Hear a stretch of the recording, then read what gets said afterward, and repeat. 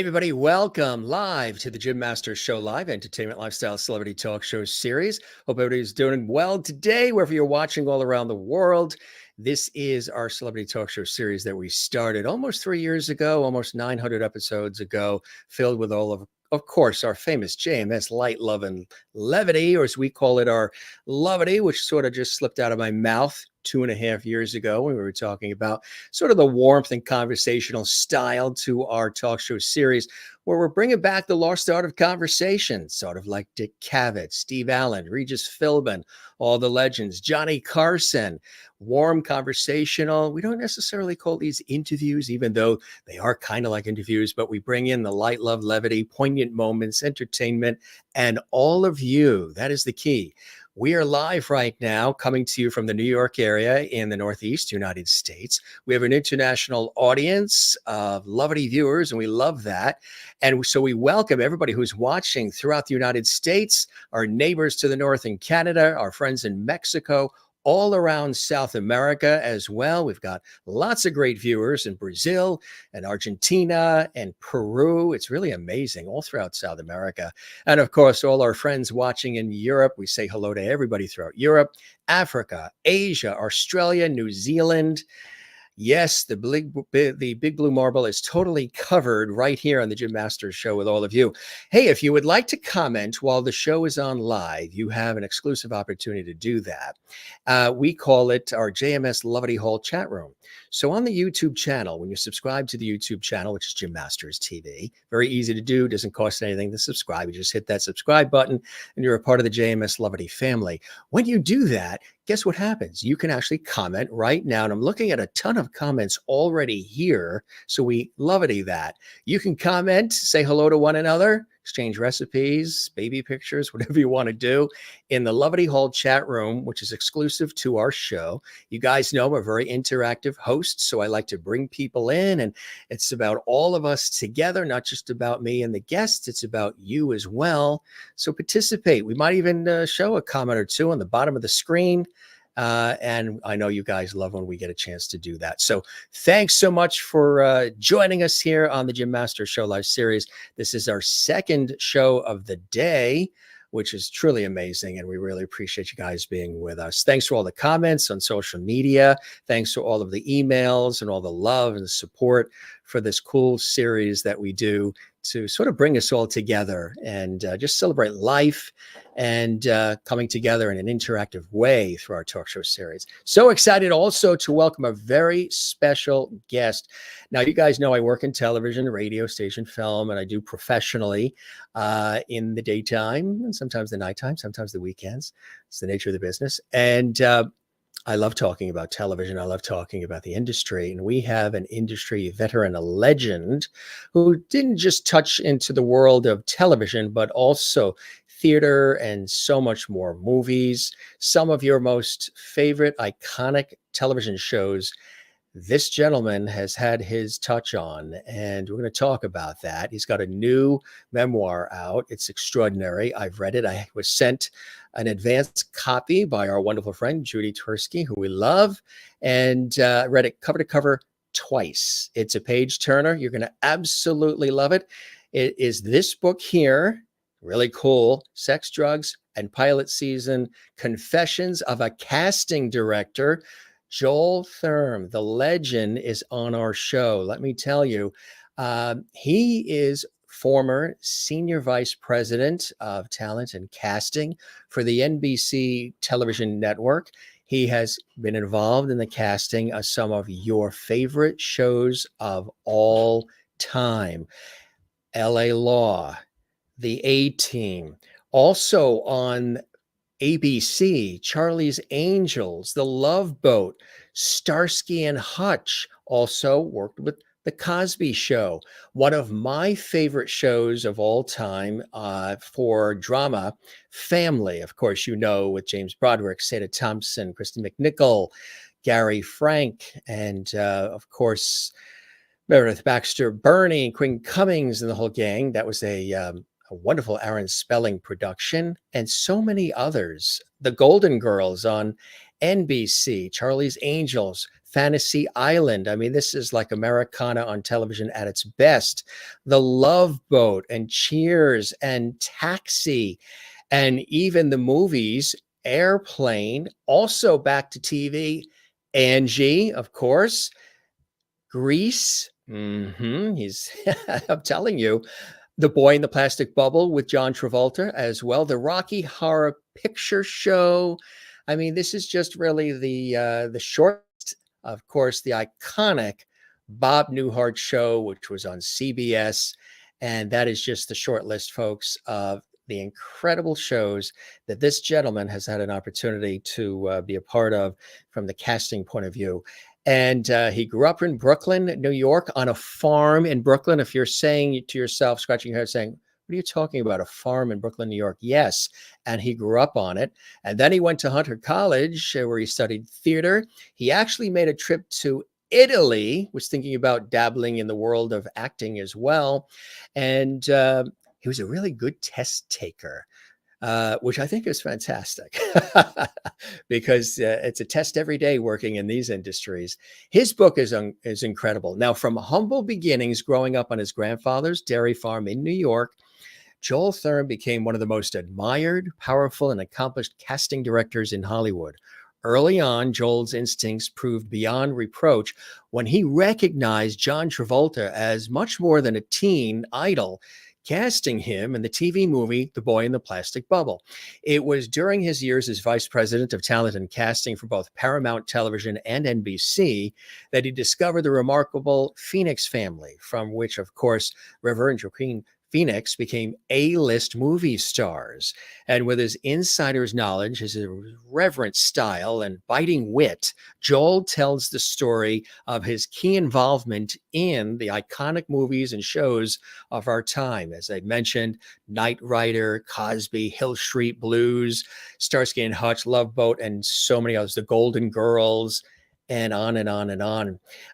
The book, Sex, Drugs, and Pilot Season, Confessions of a Casting Director, is the ultimate backstage pass to the boardrooms of Manhattan and the executive suites of Hollywood, where show business history was made. John Travolta says, a true talent at the top of the biz. We're all lucky to know him, and a great guy. It's fun, and I love it. Ted Danson says, thank you for pretty much everything in my life. Of course, casting Shelley Long and Ted Danson in Cheers.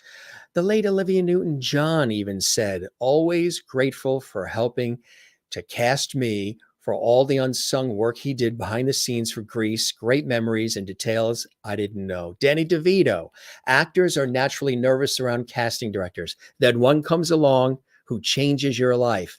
Thanks, Joel. Tony Danza, Joel is one of the good guys.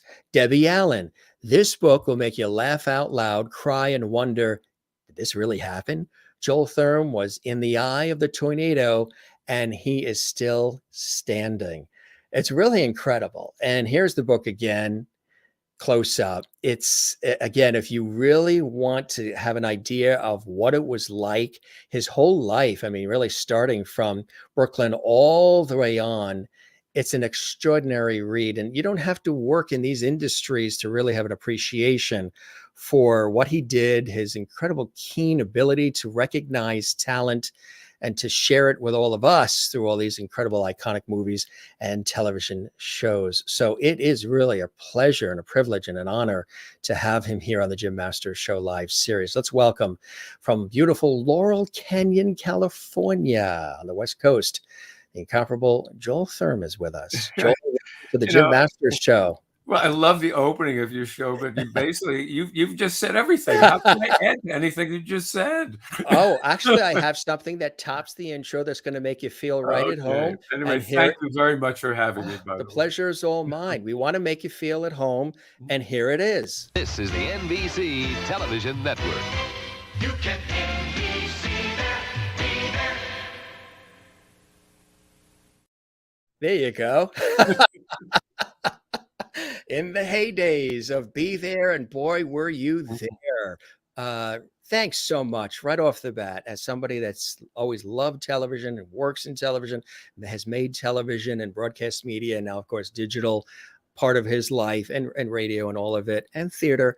thanks so much for not only your keen ability to cast these extraordinary people in all of these shows and movies, but also being one of the good guys. Everybody I've talked to leading up to our conversation, people that I know, people that you know, and all of the above, they say nothing but extraordinary things about you. What a good guy. He's funny, he's witty, he cares, he's compassionate.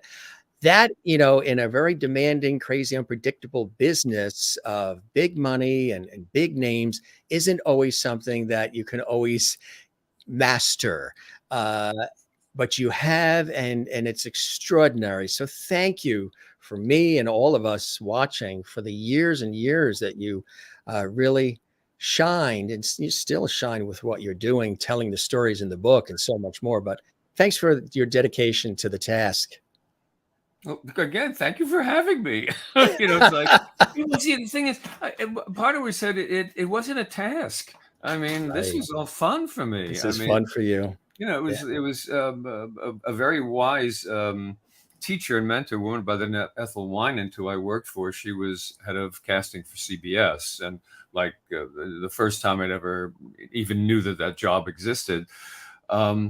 But she got us together, the group who worked with her, and one very lazy afternoon, nothing was going on, and she said, "You guys don't know or realize how lucky you are. You get paid." You get paid decently and you enjoy coming to work. How many people across the country can say they really enjoy and look forward to going to work? That's And we agreed with her and realized it. And I'm very thankful for it all the time. You grew up in Brooklyn, New York. Boy, I don't know what's in the water in Brooklyn, but so many incredibly creative and talented people have come out of Brooklyn. Can I answer that question before I forget? Because we all want to get out of Brooklyn. No. That's what it is. Well, the pizza and the bagels are good. Not the Brooklyn of now, but where everybody wants to be. But I'm talking about East New York in Brooklyn. Yeah. Watch the TV series. Well, actually, I was thrilled to see the title. That's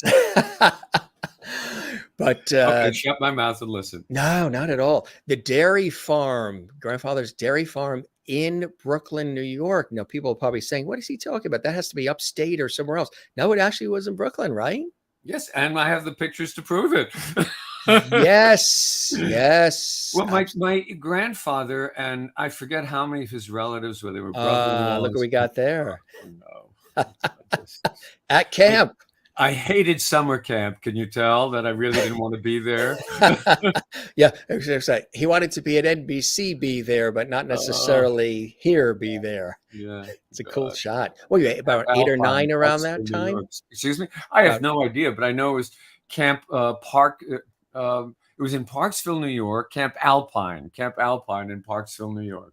Because if you were a good boy or girl, no girls, if you're a good boy, you got a stripe for the A, and then another stripe, which you could sew on something. And then if you're really good, you got an A. And the best of all, you got a circle. But I heard you were a good swimmer, really good swimmer. And you did like to do, arts and crafts and creative things as well. Yeah, well, if in terms of sport, if you didn't have to use your eyes, your hands, and a ball, I was fine. You're good, right?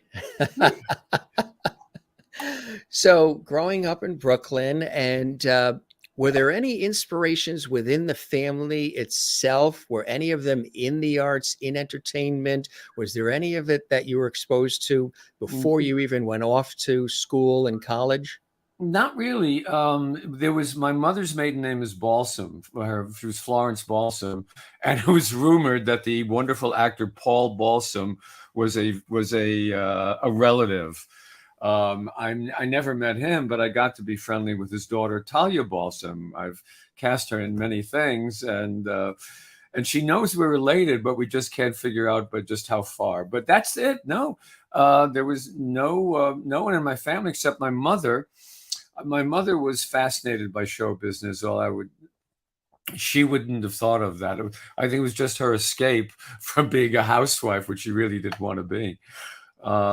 So we talked about movies. She encouraged me to go to movies. As I say in the book, Sex, Drugs, and Pilot Season, Confessions of a Casting Director. Shameless plug. There it is. Product placement. But so they'd send me the kiddie shows on Saturday morning to watch all the Flash Gordon serials and Hopple on Cassidy and stuff like that. But then she encouraged me to hide out in the bathroom and we called them the ushers and matrons, till the matrons ushered everybody out, and then sneak into the grown-up films. And she encouraged me to do that. That's something, huh? So when you decided to pursue the education, you, of course, studied theater at Hunter College. Tell us about that. What was it about theater that spoke to you? And I heard that you were a test taking you would nail. Yeah, well, exactly. I was your classic underachiever, test scores off the charts and a perfect C average. And part of it was I never opened the book at home. It was an hour and 45 minutes to college, subway and bus. Yeah. And very, very often, and getting on at the first stop and getting off on like third from the end. So you always had a seat. So that's where I did my reading. I never called it studying. I just called it reading. And if it didn't require actually writing something, and even then I did it on the subway. So that helped. But I was told that I was sort of sexuality was a little unsure at that time, but I knew I was gay, and I hadn't met any young gay guys my own age. And I was told if I joined the theater group, I'd meet gay people, which turned out not to be true because they were all closeted. That is funny. Yeah, it's not funny. It's funny now. It wasn't funny then. At that point. Yeah, exactly. Now, what is this that there was a trip to Italy? You did go to Italy, right? I accidentally flunked out of college. Yeah. I withdrew from a chemistry class that I thought I was going to get, WF or WP without being penalized. Anyway, I was penalized, and my average dipped that they threw me out. And I, didn't really know what I wanted to do or anything, but I've always had a fascination with mythology. Yeah. I've read every book that there were. Don't ask me now. On Jeopardy, I failed the questions half the time. But I thought, well, I was fascinated by Rome, and I guess early homoerotic feelings watching all those gladiator movies, like biblical epics. So I just, I thought, man, just everything about Italy, the culture, the food. So I said, why not? I wasn't doing anything else, and I asked my mother for my bar mitzvah money, and at that time I had friends in New York who knew people in Italy, so I didn't go. I went over the list of people to contact, so it was fun. Yeah, it was just great fun, and I never thought I'd get to the point where I would use the word carefree.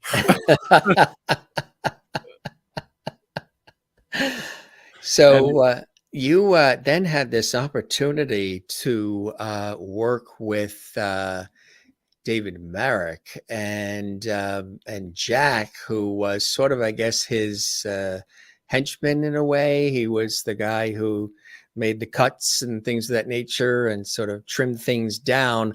And also the opportunity to work with the incomparable Pearl Bailey with casting with Hello, Dolly. Tell us about how all of that world came in your direction, Joel. Well, I know it gets you all choked up just thinking about it. God. The short answer is that I think in many professions, but especially in show business, you make a series of connections, not connections in the bad sense of using your, to get something you don't deserve, but you meet people and you work with people. And if you're good at what you do, which I guess I was, and I'm not, I'm proud of that, not modest about it. I was good. So people, word gets around, and you think, it was like, we hear, oh, there's an opening at such and such an office. Are you interested? And I would say, yeah, that's so. But I would never heard of those if I wasn't whatever. I'm now getting lost, so you got to bail me out. But I think you know what I mean. Yeah. But the thing is, getting in the door is one thing, and then delivering is something else. And Right. I was extremely, extremely, extremely lucky that I got the opportunity to cast really great scripts. Yes. When you have really great scripts, it's so much easier. Yeah. Yes. And I was lucky. Right from the beginning, again, because at CBS, I was assigned the Bob Newhart show, the one with Suzanne Plachette, Yeah. and spoiled, but great writing. I thought I did a very decent job, in the casting department. So, and it was a very popular show. So again, I was lucky that it had that. No matter how good it was, if nobody saw it, it wouldn't have mattered. I tell you, yes. So did you cast all of them or some of the characters? No, I did not cast the pilot. That was done. I came in, but I took it from the pilot on, which is every group therapy group, the guest Yeah. stars Yeah. from that on. No, I wish I could take credit for the pilot, but that was Ethel Wynant. Ethel Wynant single-handedly cast the Mary Tyler Moore Show. Yeah. And had a great relationship with God, his name just Grant Grant Tinker and Tinker? the whole Yeah. company. So I'm sure when that came along, because it was right afterwards, and all the same not all the same writers, but the same producers and directors, I'm sure she did it. Well, they already had Newhart, and someone probably in an executive office said, "What about Suzanne?" And that went together. That's all they needed. You're right. So the David Merrick and working with him and the whole Pearl Oh, excuse me. Bailey, Before we can, that's I'll finish because I just remember I could talk about Pearl Bailey now, yeah. or do you want me to wait for the next question? I just forgot about poor Pearl. Oh no, we have, and this is in the book as well. We've got this beautiful shot here where she signed it for you. You can see that in the book, Yeah. gang. It's really, she was really something Well, special. What was it like working with her? Well, she and Jack Schlissel are tied together. It's the same story, really. Yeah, So Jack Schlissel worked. Well, first, for people who don't know this, although with your audience probably does, David Merrick was the most important Broadway producer at that time, and I yeah. was very lucky to get to work in his office first as an assistant to his general manager, which is a business position. It is not supposed to be creative. And then later on, I became his casting director. But as part of working with this man, Jack Schlissel, who was Merrick's hatchet man, he would carry out all of Merrick's nefarious deeds or what he wanted to do. But I worked with him and I learned from him. And I think I've gotten lost here. Well, Pearl. So Pearl, part of yeah. in addition to my job of being an office slave from like 10 to 6, I was allowed to go to eat something. And then I'd have to go to the deal with the box office, that part of being company management. And then 2 or 3 days a week, I would go with Pearl Bailey to Sardi's restaurant down the street. And that was part of my job, to keep Pearl happy. But Pearl was the one keeping me happy. Yeah. On my very first day of working there, I was taken backstage by Jack to introduce me to Pearl as the new company manager. And sort of something just clicked right away. I mean, I knew she was talked about a lot as I was growing up by my mother. So I'd seen all of her movies. So yeah, it was good. It was a match made. It was as an ex-boyfriend would say, there are no coincidences. Not at So all. this was meant to Yeah. happen. So how did the entree to, of course, working in theater, how did then television come your way? Well, it was Pearl. Pearl's like I said, she's the reason we're talking, because That was one the one. day she whispered that, "Don't tell anybody, but ABC wants you to do a variety show. Do you want to come to California to work on it?" And I've been intentionally lucky, or not intentionally lucky, because that doesn't, it's an oxymoron. I've had whenever I had to make drastic moves about my life, changing jobs or moving, I only had me to consider, although me at a one-time dog. So that was it. So I could be very flexible. And my attitude is, I never really had any career ambitions. So it was just, oh yeah, well, why not? It sounds like a good idea. My best friend had moved to California the year before. So I knew I'd be living in Laurel Canyon, ironically on the same street that I am talking to you from now, 50 years ago. Incredible, right? And I'm 4 houses down and across the street. And there weren't any kids around back then, were there? No, I say that when I lived in Laurel Canyon, well, two things. One, that kids were an invasive species at that time. But then all the young couples discovered that Laurel Canyon has like one of the best free public schools in the entire city. So it's worth it's a very desirable place to live now. But when I first moved here, which was September 28th, 1970, now I sound like Mary Lou Henner, but I remember the date because it's only 2 days after my birthday. Where was I going? I guess got off track. You were talking about Laurel Canyon. Oh yeah, yeah. So where do you live? Laurel Canyon. I said, Laurel Canyon. Well, what about is it dangerous? What about all the drug dealers? And my line was, it just makes shopping easier. I liked its reputation. It suited me fine at that point. So Pearl brings you in, and now you're here in Hollywood and ABC. And was that filmed in Hollywood or was it New York? No, it's filmed here in LA at the So that was Hollywood Palace on Hollywood and Vine. So then you went into ABC from there? No, Pearl unemployment. Trajectory is not an easy word. Pearl unemployment. General production manager for the Greek and Huntington Hartford theaters. Unemployment. Yeah. Independent casting from time to time, which one of those, and then getting hired by CBS. Yeah, that was a lucky break because no one in this town. I couldn't get a job as a casting director. No one. Said, well, you don't know any California actors. There was all sorts of excuses. But again, I've talked about it. Ethel Winan realized my New York experience and knowing the New York people would be invaluable. And you'll learn the California ones. It was like, you learn it. Exactly. You're not expected to know everything. Right. So you brought it.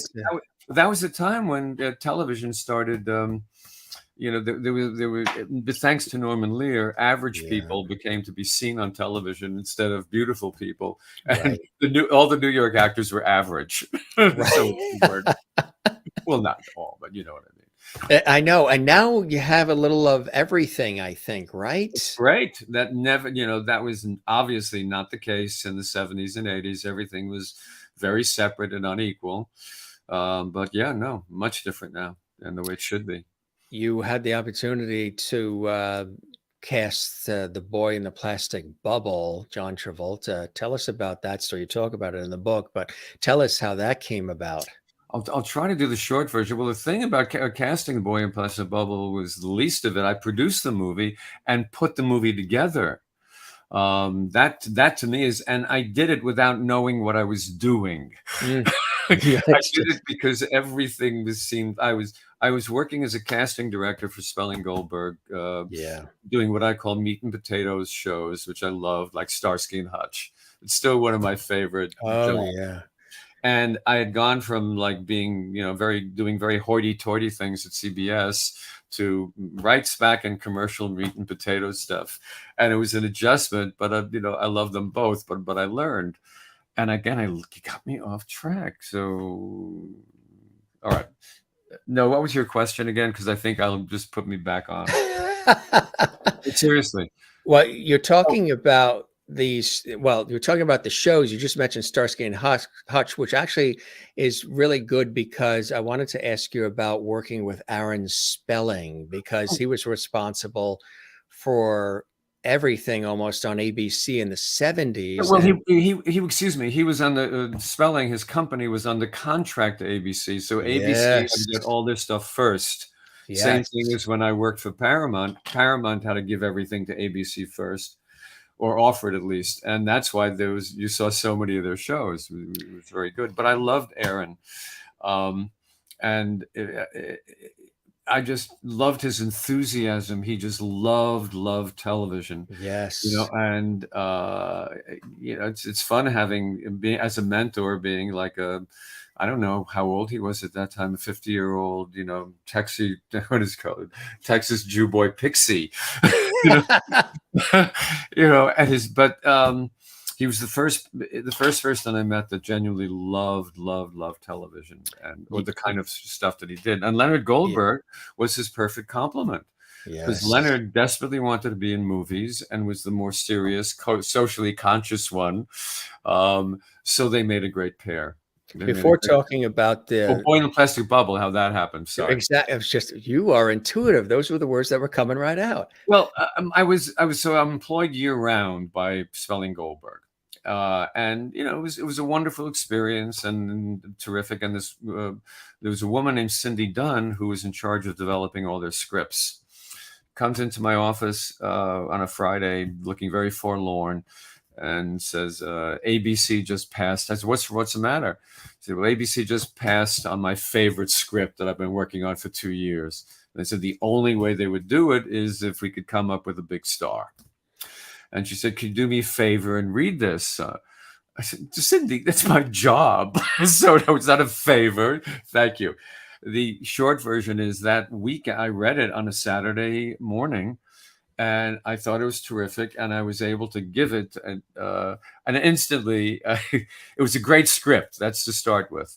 And I was very lucky to have as a very good friend a guy named Bob Lamond who managed John Travolta, and I knew Travolta wanted to do something so that he could change his perception of being Vinnie Barbarino on Welcome Back, Kotter. Yes. There. The sweat hogs. Yeah. No, because although his last name ends in a vowel and he's from New Jersey, he comes from a very cultured family. Yes. So not the Sopranos by any means, but that was the anyway. So that's it was just it just came about, and I also had suggested once Travolta was attached to the movie, which happened, then I suggested a director that had done a few episodes for them, who was a friend of mine, and they thought it was a great idea. He met John, and John thought it was a great idea.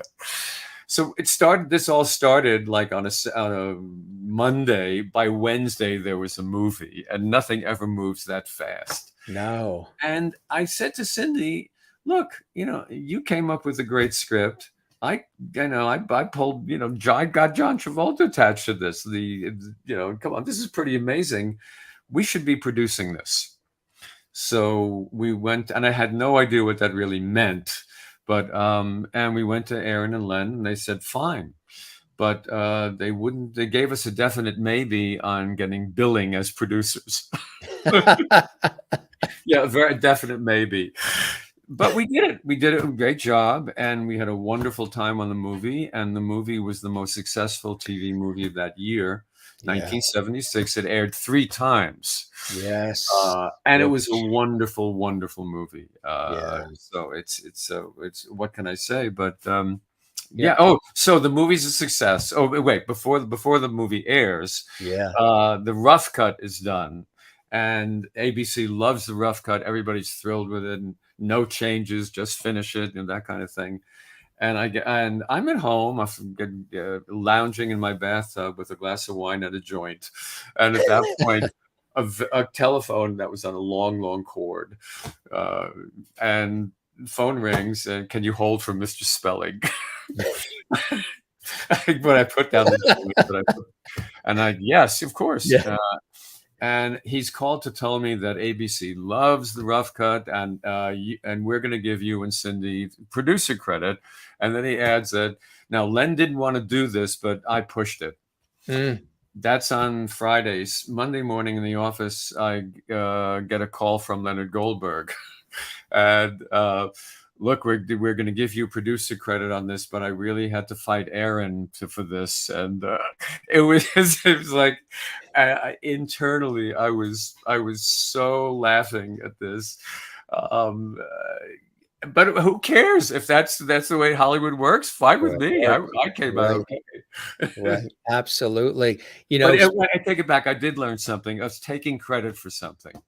It's like, that's something I learned never to do unless you actually did it. Unless you actually did it. Exactly right. That's sage advice, no matter what industry you're in. You talk about Aaron Spelling and the iconic shows that he, of course, was involved in. Charlie's Angels, you were involved with Charlie's Angels as well.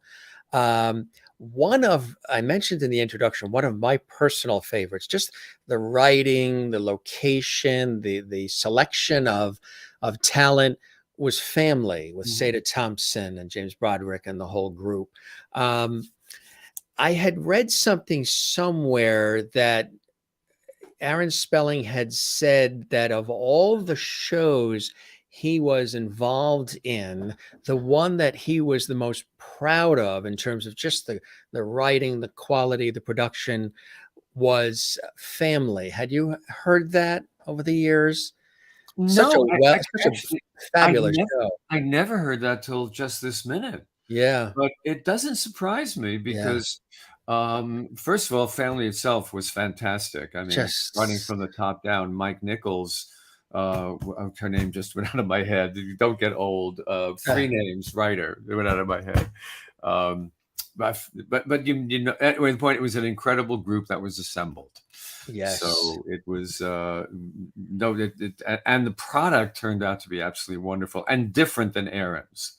So Yes. no competition. It was great. But again, the way they complemented each other was terrific. But So you know, originally with one little glitch in this, originally Hope Lang was supposed to be playing the Seda Thompson part. That's who Aaron developed it for. I mean, Aaron and Leah. Yeah. yeah. But what That's happened is, for whatever reason, she turned it down or she wasn't available. And that's where, no, I didn't cast the pilot. That was Linda Otto. And Linda and Otto were great friends. I worked with Linda on many things, but yeah. um, Was that J. Preston Allen? J. Preston Allen, thank you so Yes. much. Yes. Yeah. God, I should know this Yeah. also because of 40 Carats, which is David Merritt's. Yeah. Yeah. Yeah. But again, don't get old. No. It's just, But anyway, the idea of putting Seda in was a brilliant idea. I think that changed it's the first time women in America actually saw a woman who vaguely looks like them on a family show. yes, exactly. And it was just so well written and everything. all of it, the All of whole, and the house that they actually used for the outdoor shots really exists and was just sold for several million there in Pasadena. Oh yeah. I don't remember Yeah. specifically, but I remember yes, they're doing very well. I was going to say exactly. And of course, some of the other incredible shows, even Angie. Oh, yes. Tell us about that. Yeah. Well, Donna Pesco. Angie, Donna, of course, is one of the most wonderful women in the world. And Yes. I was introduced to her. John Travolta asked me to meet her when she was first got noticed for being in the back seat of the car and with John. That's and right. Saturday Night Fever. Yeah. But at that time, again, immodestly, I was in great demand as a casting director, and really wanted to try to get movies, which were never really offered to me. I wanted to anyway. Like movie of the week on ABC. Well, not movie. Everybody at that time, everybody wanted to be in movies, and I did too. But I just, I didn't. Ultimately, I didn't do that many of them, but what I did was good. Yeah. But Angie. And so with Angie, Donna. I was offered a script called Big Rosie. It was a spin-off of Laverne and Shirley. And I hadn't seen the character on Laverne and Shirley, but I knew the actress who played her, which is a woman named Carol Eda White. And Carol Eda was a very imposing woman. She's the exact opposite, of Donna. More like a B. Arthur. On steroids. And again, a wonderful actress. But you could never have that strong a character as the center of the show. They could be a wonderful. Anyway, point is, they gave me. God, I'm so long-winded today. That's fantastic. We love it. When they asked me if I wanted to cast it, I was feeling my oats a little bit. I said, "Yeah, I'll cast it." I said no. Turned it down. Now, I don't want to do this. I want to do quality stuff. This is not quality. This is anyway. Wrong word of choice of quality. Then they come back again, and I turn it down twice And then they come back and said, well, if you cast it, well, you could also produce it. Mm. And that's what that was all it took. That was all it took, and that's what happened. And again, I didn't know. I worked with 2 writers who was their first time producing as well. So that when you're with people who are in the same boat you are, it makes it a lot easier. And we did a great job. It was the Donna tested as was the highest testing when they do other hocus pocus with that testing, leading woman they've had in ages. So they were thrilled, and they gave us 6 episodes, and we were in the top 20.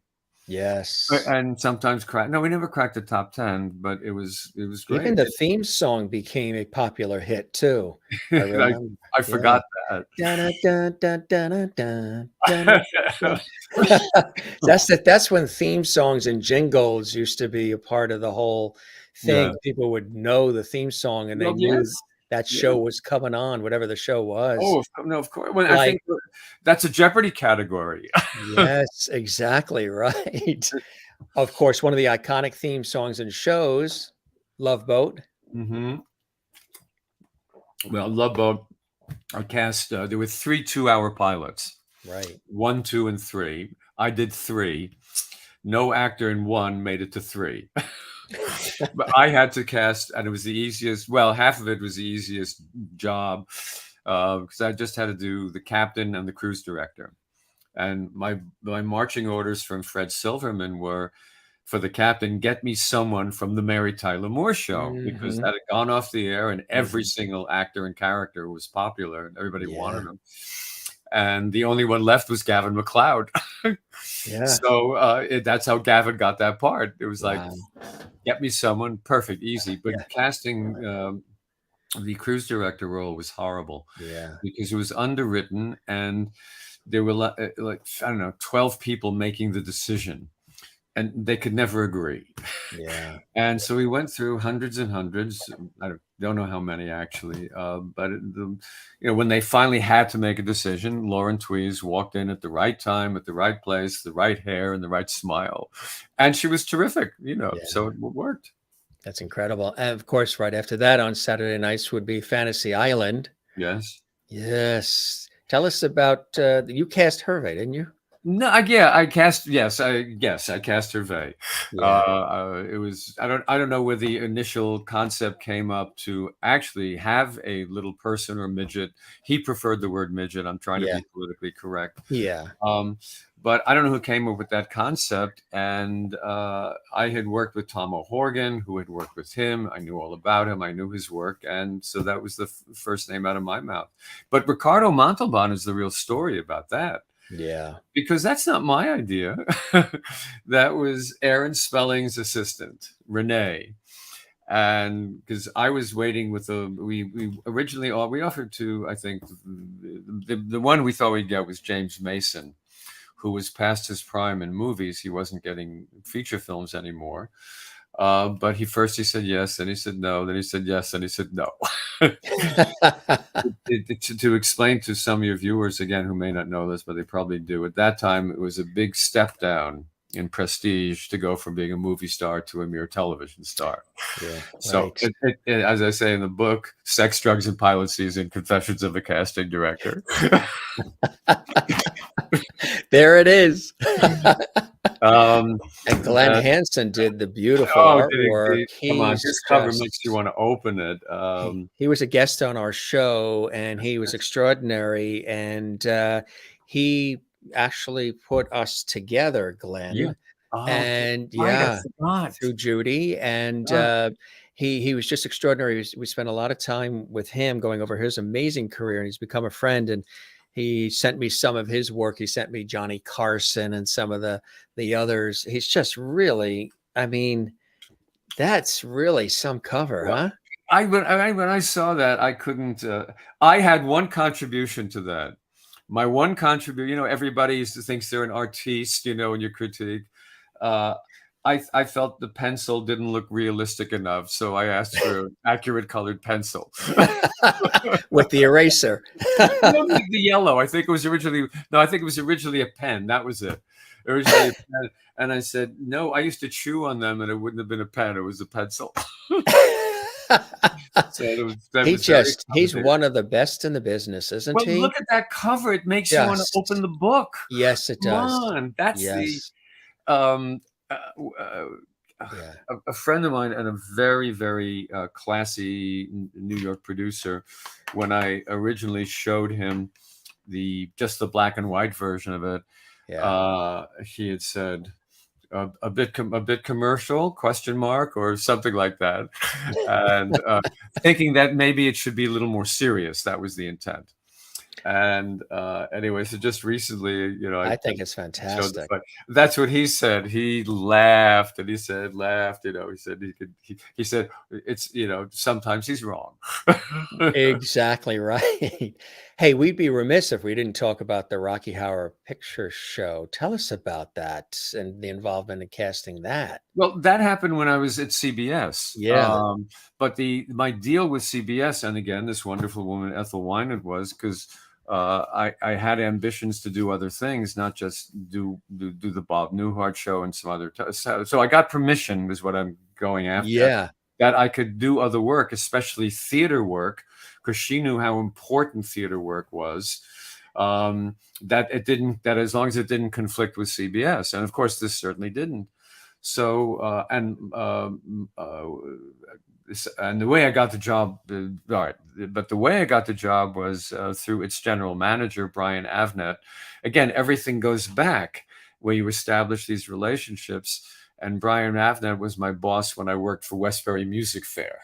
So Theater in the Round on Long Island. that's right. I lived in a trailer right in back of it. Did you really? For almost a year. Yeah. I was the Yeah. assistant manager.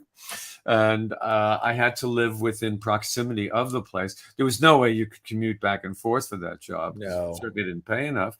But the job came with an Airstream-like trailer in back of the theater, which I thought was the coolest thing. Again, I probably was about 19, something like that.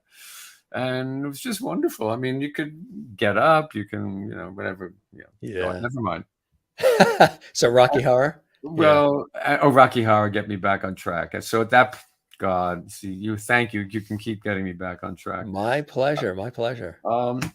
No, so Brian, I had heard of it, Friends of Seated in London, and Brian suggested me, and I got the job. But if I cast the first Los Angeles stage production first. Yes. That was how I got my attachment. I should have started with that, which wasn't easy to do, but very few people wanted to do it. Even Barry Bostwick didn't want to do it because he said he was offered it. He said, because I'm here in LA to do movies and television. I don't want people to. I got a Tony. I don't need to do this. I don't need to do theater here, which at that time wasn't well thought of. It's still not that well thought of, but it's much better than it was before. So anyway, I knew Susan Sarandon. I knew, or instinctively knew, that she could go from virgin to slut in 30 seconds or less, and was a wonderful actress. So I just sort of, I didn't have to go through a list or great auditions. The trick was Susan's agents would not take an offer. She had just become on that cusp of, getting to where she eventually wound up. And when I asked to set up an audition, they said, no. This is not the kind of project we wish for her right now. And she certainly won't audition. So I love challenges like that because the sneaky part of me comes out, which is built in. So you figure out how to work around it. And I knew that she and Barry were in some sort of they were romantic. They were seeing each other. Or no, the thing is now they were dating. So I just asked Barry, Susan wanted to do the show, but didn't want to go against her agents, which is a little bit of a dilemma. But I solved it by telling Barry, just bring Susan with you and I'll take care of everything else. So during Barry's audition, and years later, the story I'm going to tell, he could never figure out what was going on and why it was his audition. And all of a sudden, the focus shifted completely away from him. I said, because you already had the job. This was pro forma, but you didn't know that. So I'm reading with Barry during his audition, and I'm reading the Janet. And I stop a couple of lines into it and say, well, this is silly. Why am I reading with you? Susan Susan's in the audience. Susan Sarandon, if anybody knows her, talking to the people in the audience. And I said, just the few people and judging from the audience, could you come up and read with Barry? I think it'll be a lot better. And she said, sure. So she started reading with Barry, and that's the whole intent. Essentially, of course, she was auditioning. Right. But she wasn't auditioning. She was just helping somebody out in reading. That's amazing. And of course, they saw her, fell in love with her. Who is she? Blah, blah, blah. And she got the part. That's But incredible. again, it's like, I think this is why I'm different from other casting directors or many casting directors. I can be very sneaky. And when I want something, when I think it's right, and to me, that's my way of being helpful, I guess. What were some of the things, I know you talk about it in the book, you get into really some beautiful and eloquently written sections where you talk about how it all came together for you and how it works. What were some of the key things over the years that you were looking for? I mean, I know it's different. It's not cookie cutter because every show is different. Every project is different. Every scenario is different. But were there a few top things that you always looked for in people? Because your ability to cast the right people for the right content is extraordinary. The track record of it is extraordinary. Well, I think it starts, and this is incredibly helpful, but I don't know if this happens very much anymore. There used to be something called a general meeting, where agents would send in. My job was to meet people and learn actors, or as many as I could, and recommend. But in order to counteract, just knowing someone just from their movies or just from their prior work, when they're capable of doing much more, you'd set up general meetings. And that's how, that's what I loved about casting at that time. And again, I keep getting off track. You're talking about some of the things that you always look for. Again, you're going to have to do this just for. I love your reactions when you go off my track. reactions. Don't forget, I'm 80 years old, and it's like my short-term memory. Your skin doesn't say that. But it's true. And folks, he doesn't have any studio lighting on him at all. No ring lights, nothing on him. But the first thing about it is you have to learn to when you see somebody. Everybody comes in with their persona, the way they walk, the way they talk, their natural selves. Yes. But I think it's very easy to spot people who could be stars because they have a little something extra. And this is so fucking corny, but there is something a little extra or just a little different or just a little off that makes them special. And again, I say in the book, the best example of this is Travolta. Who I met when he was 17, and he had already graduated high school, and he's living and moving in the city and with other people to pursue a theater career. But you knew instantly it's a whole package. And come on, even at 17 and intelligent, but just the aura that John has always given off. So it's Farrah Fawcett is another one. If you can believe that when I was casting the Bob Newhart show, I brought her in to read for a relatively small but reoccurring part as a girlfriend, as a stewardess, and she didn't get it. It was like, are you guys crazy? Yeah. Well, she didn't do the best reading. I said, who's going to care? Anyway, sorry. Am I cut out? That's so true. No, that's funny when you think about it. It's like, well, of course it is. But it's also something you have to learn as a casting director, that the person who gives the best reading may not be the best person, because if for instance, that this person always reads very well, but it doesn't go beyond that, you have to tell the producers, this is what you're going to get. And if that's what you want, that's great. Exactly. But that's what you're going to get. Right. And then, of course, she did get Charlie's Angels. Yeah. Which you worked on as well. Well, I worked on again, this was working with Linda Otto. Yeah. Linda Otto was brought me into, when I left CBS. Linda brought me over to Spelling Goldberg. I left CBS. I was at Spelling Goldberg a week later, or maybe 2 weeks later. Yeah. First time working on a real movie studio lot. I mean, but anyway, it was, uh, again, I was learning from Linda. Yeah. So, but then eventually we caught up and became equals. Did Farrah remember that you had tried to cast her in Bob Newhart? I doubt that. Well, remember I just talked about Susan Sarandon? Yes. True story. Um, I'm now I'm sort of, this is like somewhere in the 90s, and I'm left NBC. I'm trying to get a producer career doing, and I got the rights to do a remake of a British miniseries, like a 4-part movie, and it would have been perfect for Susan at that time. And I say to her agent, when you offered it, I said, "Look, we're offering, and this is terrible, blah, blah, blah, the money and all that." I said, "And please tell her that I'm producing it, Joel Thurm." And if it comes back, she passed on the project for whatever reason. And I said, "Well, what about me? Did she say anything?" She said, "Yeah, she kind of, she thinks she remembers you."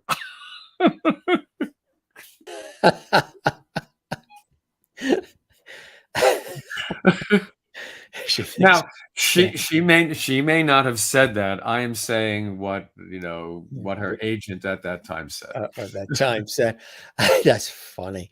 You you mentioned Starsky and Hutch too. You never we of course Robert Blake passed yesterday. There was nothing with Beretta, right? Well, no, but there was this thing with Blake himself. Yes. And I was gonna, if I wasn't so lazy today, I would have written this on Facebook. But yeah. it's like I'm getting a little bored with going on Facebook every time somebody dies, happens, writing right? something. So I thought, wait, I've let everybody else do that for a while. Yeah. But I was at NBC, and we were doing it was Father something. It was about a priest who was, solved crimes. Was it Father Dowling Mysteries? No, not Father Dowling. This is the last one he did. Okay. I got up glasses looking up. Yes, that's right. Yeah, Father Dowling Mysteries. I think that was ABC. No, that was with, it. Let's see, B. With Tom Bosley. Yeah, that was Father Brown. That was Father Brown. Who we talk about? Beretta. Robert Blake. Robert Blake. Let's see. BL. Come on. God, Robert Blake, 355. That's probably it. But I'm just, you would think I would have this on computer, be very accessible, and you'd be wrong. Someone made a mistake. It's not here. Oh, the point. Anyway, whatever the last name of the series was, before the other guys came into the office, he was early, and I'd met him just through regular acting things. He was very honest, very upfront, very realistic about the casting. He said he had given two choices, George Papard, whatever it was. Never mind. I'm screwing the entire story up. Forget it. It's a non-story. I was completely confusing two different stories. Well, he was in is it Helltown? It was Helltown. Whatever it was, it lasted for like 1985. Helltown, playing a priest in a tough neighborhood. Right. But it was doing well. But he was. I remember seeing it. Yeah. No, and it was good. But he was completely in charge of everything and could not work with the NBC executives. And it was only doing marginally, so life is too short syndrome. Yeah. But I liked him in the office. I found him very pragmatic about how to deal with the network and casting. That's what I meant. I was confusing him with the A-Team when what's his name? Who you mentioned his name earlier? The most prolific writer, Glenn. Not Glenn. Oh. You talking about J. Preston Allen earlier? No. A-Team. There's the A-Team. Yes, now go to the writer credit. So tell us about the involvement. Well, I do that. Tell us about the involvement with the A-Team. No, the A-Team was, I think, again, I feel so stupid. We came in and actually he said, this isn't You Bet Your Life. No, I know, but of course, but come on. Well, this is your life. And I'm Ralph Edwards. Not Stephen J. Cannell. I he's he knocked him the executive knocked himself off the air. He's gonna have to here he comes. Fine. I don't know what I Now I did. have a question. Is that the first time in your decades history of being in the broadcast business that you ever knocked yourself off the air? No, I think Not second. Stephen J. Cannell. I think second only to me being sort of, had way too many tequilas and was very emotional and crying in front of Grauman's Chinese Theater about Olivia Newton-John to an Australian tabloid TV I saw show. that. Yes, I saw that That's actually. what, it's like, Yeah. I could live. This is second. No, Yes. That no, that wasn't Stephen J. Cannell, was it? Stephen J. Cannell, of course. Yes. But Yes. Cannell came in and he said, okay, we can go with either one of these two people. Who do you like? And it was George Papard or Robert Blake. And so it was like, oh, well, of course, George Papard. But it was one of those decisions. I mean, it was one of those moments because I very seldom ever really got a moment like that. I never, it was always much more committee.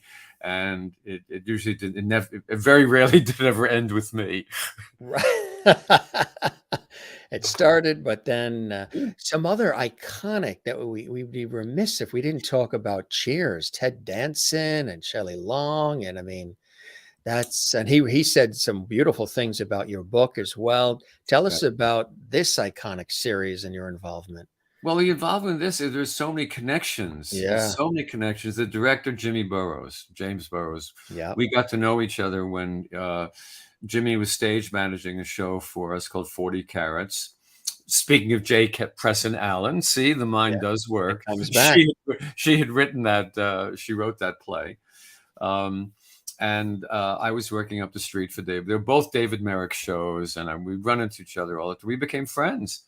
And then his career just skyrocketed, and he was directing Cheers. And Cheers was being written by the Charles brothers, Len and Gless. Did I say Len and Gless? Yeah. That's what I wound up calling them because I could always forget which was which. It was, one of those things, you're just a total mental block and you're never going to learn it. So we'll just refer to them as Gless. So, but it's again, it starts with the writing. And Mike, I'd said to when they got their pickup, these kids stopped by my office. Congratulations, this and this. They asked me if I could cast it myself. I said I couldn't cast it, but the person I recommended and sort of gave them was the best guy I had working with me at NBC, Steve Kolzak. Anyway, I said, look, you're going to see lots and lots of people. You're going to see everybody, but I have a feeling you're going to wind up with Ted Danson and Shelley Long. Now, people said, well, why did you say that? Or how did you know it? And because I knew Shelley was exactly what they wrote. I've seen her do I'd seen her do that kind of thing. So she'd be perfect. And Ted, I was lucky to get to know, seeing his comedic work on Laverne and Shirley. But that's what a casting director does. And we had done a pilot at NBC that didn't go, but it wasn't his fault. But he was blamed for it by my then boss. No, it was. It didn't work. The fact, come on, you take a preposterous idea, a father and daughter detective agency. However, the daughter's still in junior high school. So is it real? Is it not? Come on. And of course, it didn't work. But because Fred had suggested the actress and insisted on the actress playing the daughter, of course, he could blame her. Yes. Blamed it. No, it's very serious because that happened when I was head of talent at Paramount. And Fred was at NBC, and that pilot was an NBC pilot. And when I got to NBC, I could not suggest Ted for any of our shows because of that experience when Fred still blamed him for Alice and Sidney Harrison. Wow. That's something, huh? And then there's the Golden Girls. Yes. Golden Girls. Again, you know this from the book, and I'll try to make this really as short as possible because it's really embarrassing. No one ever told me ever that this was written only and specifically for B. Arthur. The other woman came through other casting thing, but that role was written for her, period. And if I had known that in the beginning, this story would never have happened. My boss at NBC, Brandon Tartikoff, thought that that was a very bad idea, thought that the public hated her because of Maude. Who could play the part instead? And I flew a woman out from New York by Elaine Stritch, and she has many of the same qualities as B. Arthur. But she's known as, she's a well-known Broadway actress, but that nobody else would really know her. But when I brought her into audition, and it was a disaster because no one in that room on the production side, Susan Harris and everybody, and I would say younger Thomas and Witt never going to happen. The room was ice cold. A comedian can't read in an ice cold room. Anyway, disaster. Yeah. But then afterwards, it turns out, why can't I have her? That's why I wrote it for her. And I don't care if everybody hates her. Everybody loves Betty White. They'll be 50-50. Right. Exactly. Anyway, that was my contribution, which I wish I'd never had made. Well, the thing that also that's interesting, and originally Susan Harris had been reversed with Rue and Betty. They were doing the other roles. That's right. And Jay Sandwich realized it would, for Betty, it should just be repeating the same thing she did on Mary Tyler Moore. So he suggested the switch, which was brilliant, of course. And there was a story with Ricky Schroeder too, right? The series created for Ricky. Was it Silver Spoons? Was that the one? It was created. Yes, it was created for Ricky, and Ricky had to have a best friend, and Jason Bateman. And Jason Bateman got the part, the very young Jason Bateman, and they were a great couple. It was terrific. They were great together. And Ricky's mother, however, decided that this was going to should have been Ricky's solo show, not a pair, and threatened to pull Ricky off the show unless we got rid of Jason. You know, hindsight's 2020. We should have said, okay, take him off the show. We'll just do it about Jason. Right. Now, why didn't anybody think about that then? God, think about coulda, woulda, shoulda. Coulda, woulda, shoulda. Yeah. Might have ruined his career. He may have never had one after anyway. Yeah, he went on to Hogan's Family, didn't he? Well, he did go. You know, there was one in between. The name of which I forgot, but we knew it was going to die, but it would tie him up so that he couldn't go elsewhere. Exactly. Hogan's Family first was Valerie Harper and then Sandy Duncan. It was it was called originally. The show was called Valerie. Valerie, right? So it was just but you know, again, that show, you never know what's going to happen between your concept and your idea. And Valerie did this. She wanted this to be her Mary Tyler Moore show, where she was really the center of everything.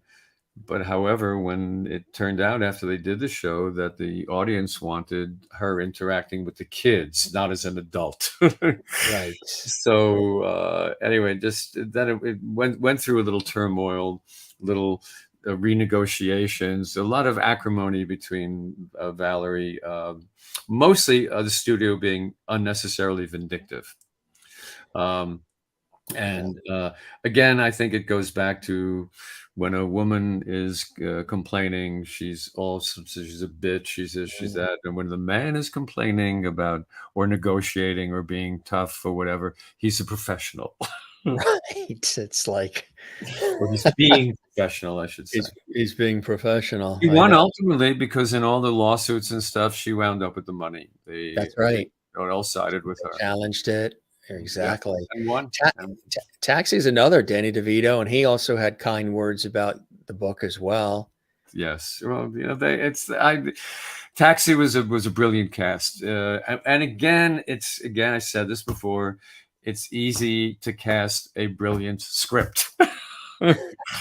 You know, it makes all the difference in the world, And it's interesting. I'm looking at this. And I'm looking at it and I see that, you know, Jeff Conaway, who's gone, you know, that was the last part to be cast. You know, Danny walks into the, I was told, and this is, I guess, the part I should have started off with. I was told when you meet with the directors and the writers what they're looking for.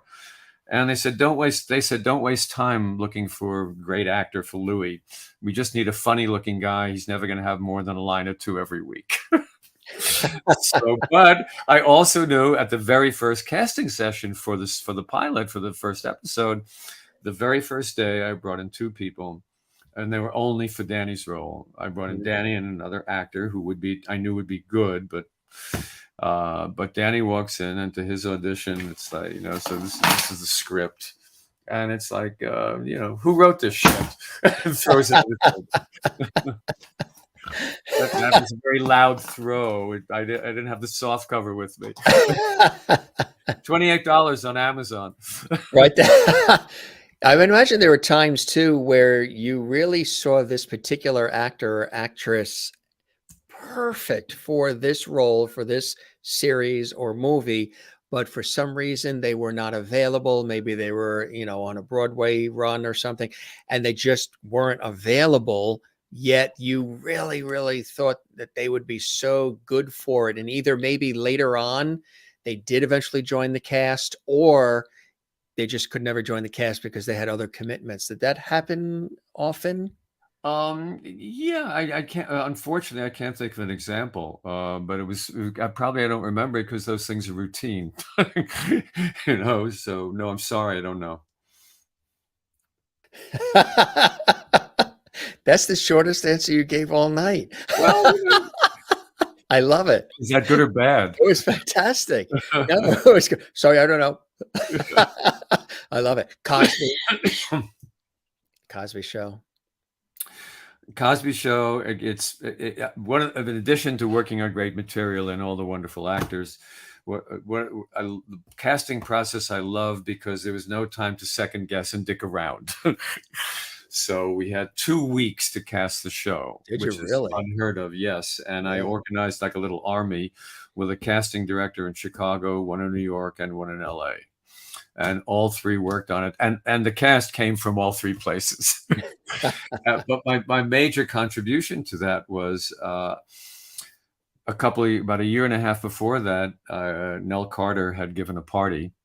I mean, stop me if I'm going off, by the way. I mean, I don't This know. is terrific. Right, No, so Nell This Carter is- was giving a party for the cast of Dreamgirls that was performing in LA. She grabs me by the hand and said, "Oh, you got to meet Debbie's sister." I have no idea who she's talking about. And she introduces me, it turns out, to Felicia Richard, then named Felicia Ayres Allen, as That's in right. Debbie. Yeah. And we just had a short, lovely conversation.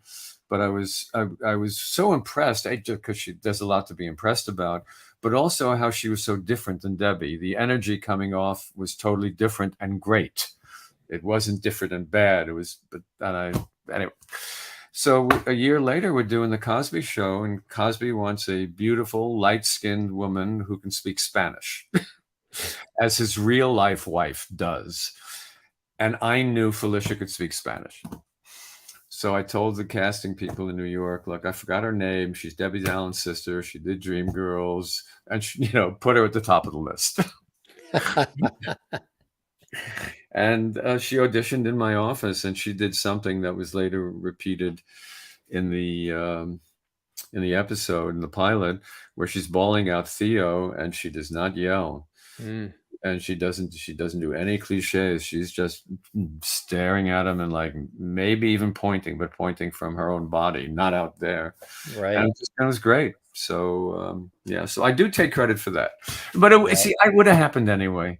Even if I hadn't, even if I had said put her at the top of the list, she certainly would have been seen. I think the same thing would have been happening, but I made it easier. You made it easier, exactly. Of course, another iconic show, Hill Street, right? Yes. Did I have anything to do with that? No. Hill Street at all? No, I take it back. No, I know what it was. He's so humble. I did not see the center of the photo. I was looking all around. Yeah. Well, you know the story. Hill Street Blues. Dan Travanti, all the Hill Street Blues people, I'm sorry, the production company wanted him. The writers, the director, everybody wanted him. I wanted him. Casting director wanted him. Was Fred Silverman thought he was unlikable. And at that time, that was the worst possible offense. You didn't have to be a good actor or actress, but you had to be likable. And can you look up? Can anybody define likable? Among all of us, it's all different. Yeah. But I knew that all of the difference was with Dan was smile, because once you smile, it works. And he was reading the scenes, and I had to be very careful to not look like I was the network interfering. Bochco was very aware of that. And I sidled up to him and I said, I don't care how you fucking do it, but smile in the next take. Smile twice. And he said, you're likable when you smile. Smile. So, and he did. And he got the part. Did you ever want to get into acting yourself too with all of this? Was that ever? No, yes, early on when I was in college, I didn't want to be an actor. I wanted to be a movie star. You did, yes.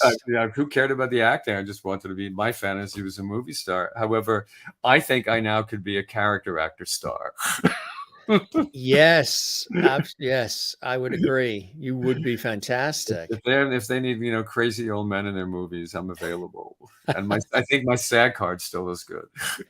LA Law, of course, too. Well, yeah, LA Law is great. It was Laura Burns and Corbin. I had put Corbin under contract to NBC, and Stephen Bochco actually called and thanked me for sending him over. Yeah. That was and they were great. I don't know how many awards they won. And yeah, all every actor in there was incredible. Yeah, it's one of my favorite shows. Again, the writing. You also had this wonderful relationship. I think an important conversation was it with River and his mom, River and Joaquin Phoenix. Tell us about that. Sort of like almost kind of like discovering them. Well, oh God, look at that picture. That's really something, huh? That I've never seen that particular photo. I don't remember, but it's interesting because in between them, age-wise, is their sister Rain, right? Who very much favors Joaquin in terms of looks, and they both favor their father, whereas River very definitely has his mother all over his face. But again, there are no accidents. This was meant to be. My secretary at NBC when I first got there was a woman named Arlen Phoenix, who had moved to California to get her kids into show business, and they were performing on the streets in Westwood, singing and playing their guitars with the car to make money, because the family really needed money. And the kids were not the best singers and not the best guitar players, but there was just something about their enthusiasm that worked. Anyway, the short version is I sent them to the best kid agents in town, and and this is I'm doing. Can I do my Irish? I can be foul again, right? I can say the F word. Okay, so should have asked the first time, of course. Fantastic, right? She meets them, yeah. She meets them, and she calls in her deep, tobacco voice. That River, oh, is he gorgeous? But you mean I got to take the whole fucking family if I want him? Oh my God! I said yes. Package deal. What am I going to do with them? But the vegan thing, they won't do commercial milk, or they can't ride, whatever, leather. But anyway, junk food, they won't do that. They won't do that. That is funny. But what a relationship, and just to discover them in the way that you did. I got to mention this too, a classic, your Airplane. I mean. Again, thank you. It's on like best comedy, last whatever, all those lists, usually in the top 10. I read the script. I was embarrassed to go to, they didn't offer that job. I had to go in and meet, which is fine. I was reading the script and with my coffee in the morning, and the script, which was white when it started, was all ring stains and snot stains from laughing and the stuff, and coffee coming out of every pore. But no, again, I was very lucky to get that job. And the most important thing was I was in total sync with the way I knew just without them telling me that all those character roles had to be played straight and not for Yeah. laughs, otherwise they wouldn't be funny. But Right. I had seen a movie that they did, Kentucky Fried Movie, and more important than the movie, before that, Kentucky Fried Theater, which was an improv comedy group that they were in and wrote and acted. And so I knew their humor from before. When I was casting this and sent the script around to agents and stuff, they didn't, not most, but many did not get it. And how do you explain it? Yeah. So. Grease, I mean, it's like,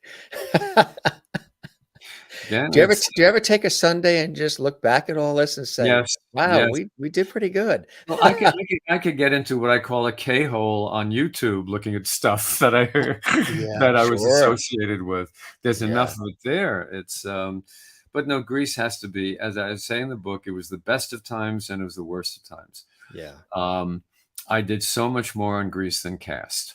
Yeah. And I really had to fight the producer, who's the producer, Alan Carr, put the entire project together, which is genius, just starting it. And Alan's great talent was promotion. But the worst thing he could do was, day-to-day things, and he would micromanage. And he had some of the worst casting ideas in the entire world. And so, I just fought. I had to fight him, but fortunately, Paramount agreed with my choices. And eventually, by the way, it turned out okay. But the best thing that happened to the movie was Carr. He had one of the first stomach stapling things, where the food won't allow into your stomach, and he lost 100 pounds. Was it bariatric bypass? Bariatric surgery. Anyway, he was sick and he wasn't on the set for I don't know how many weeks, but for for a lot of the time. And I basically filled in with producer duties, because my best friend was directing the movie. The star was afraid of the package. The same producer and director is Boy in the Plastic Bubble, which they both really enjoyed working with me as a producer on those projects. So the fact that I was de facto doing that, they were very happy with, and they felt very secure in any decision I had to make. Absolutely. You do, in the earlier part, have a section on David Hasselhoff. Tell us about that. We don't want to give it all away, but what was I guess there's your answer right there. Look at his face. Well, no, no, it's. I think shall I do the middle part or the beginning? There are 3 chapters. Do you want the Knight Rider part, or do you want the soap part? Throw it up in the air, and wherever it lands, run. Well, I think I think it has to be the middle one. But the preface to that is, I met David just normally through the normal casting process. I thought he'd be great on a soap. I sent him to the CBS executive in charge of soaps, and then next thing he does is becomes an 11-year veteran and a genuine soap star and a big star in Germany. He wants to go into prime time, and I think Glenn Hansen? No, I forgot. Again, I'm confusing 2 stories. Again, I forgot who wrote Knight Rider, but it's not that important at the moment. What was important was that Universal did not want him. My boss, Brandon Tartikoff, had suggested him because he saw the reaction that happened when David walked through an airport, how every female head and lots of other heads turned. And he knew we weren't casting, and nothing that was ever going to win an award. It was It was very, very commercial, and when you wanted someone like David for that, God, I'm going to get in trouble, because I don't mean that the way it might have come out. Glenn Larson. Glenn A. Larson. Thank you. Mm-hmm. But again, the casting process was kind of brutal, and finally, I just got really foul mouthed, because the people that Universal brought in were okay, but none of them had whatever David's charisma is. None of them had that. They were very good actors, but they didn't have that little something extra. And I just got and they wanted a wonderful actor from New York, very much in the Al Pacino mold, but a wonderful, wonderful actor. But if you can imagine that kind of a person in that role, now that you've seen what the show is, it wasn't exactly a great fit. And I just went on a tirade and I said, you hire Bob, and you know what? Once he realizes the mistake he made, he's going to make your life miserable. And come renegotiation, he's going to not want to do it. He's going to want to go back and starve off Broadway rather than do this. Well, you hired David Hasselhoff. He will be there. He'll promote the fucker in Armenia. He'll do anything you want. He'll be thrilled. He'll be a pig in shit being a nighttime star. That was my tirade. Now, is that professional? It was authentic. Well, I guess that's authentic, but It was authentic. It worked. Now, in order to be able to write a book like this, I would imagine you must have kept journals. Not a one. Folks, mine says advanced copy. Yours won't say that. No. Mine was sent. No, this one is $42 on Amazon for the hardcover, and I think they lowered the soft from 28 to something else. But I mean, it's something too. There's a lot of incredible material in here, and Glenn Hanson's cover. Glenn Hanson. But did you keep journals along the way over the years? Never, ever. The closest I had to it was I kept desk calendars with appointments. But again, I tried looking at them and they were, oh God, I can't do this. Yeah. So very often instead of substituting an accurate date, I'd use a phrase like later on.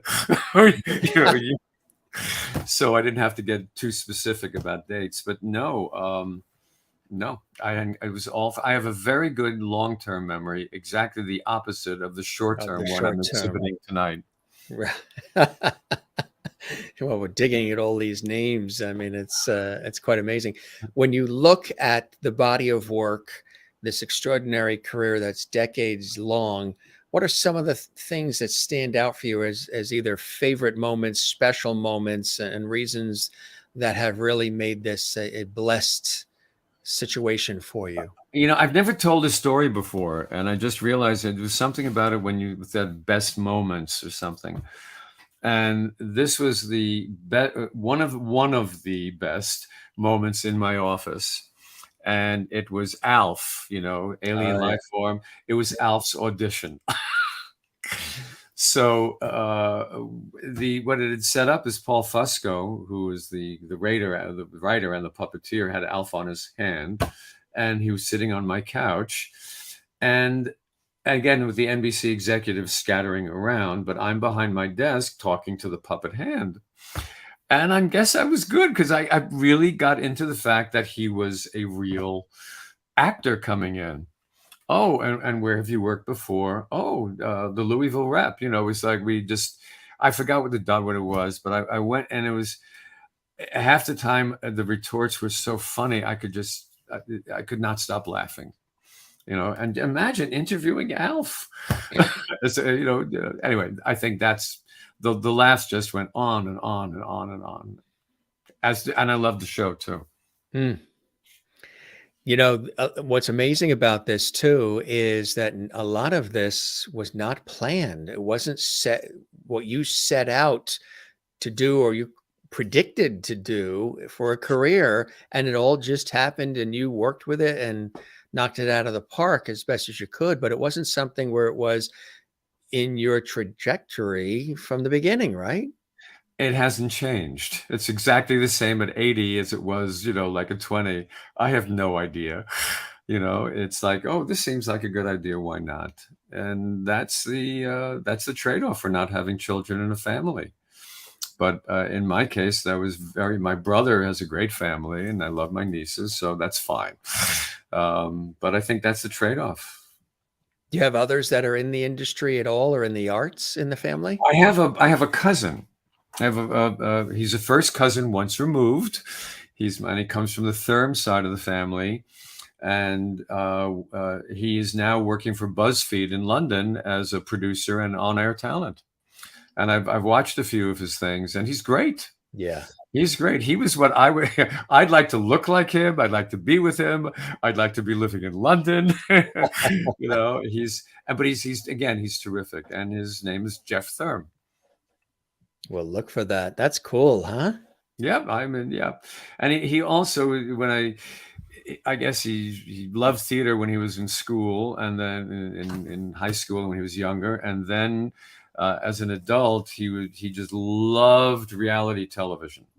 Yeah. And then he worked at William Morris in that department. Anyway, he did all the right things, and he's a great guy. That's fantastic. Absolutely. Is there anything when you look back that you would have changed, or you would have kept everything just the way it happened? This is kind of a joke line, but it's true. I wish in certain moments, two things. I learned, and maybe I'll talk about this next somewhere, but I learned never try to bullshit. And just always be totally honest. Because no one expects you to know everything, so it's okay to say, I don't know, but I'll find out. I don't know him or her, but I'll check him out. Right. Because I tried to bluff my way through something, and I knew that he knew that I knew that he knew that I was lying.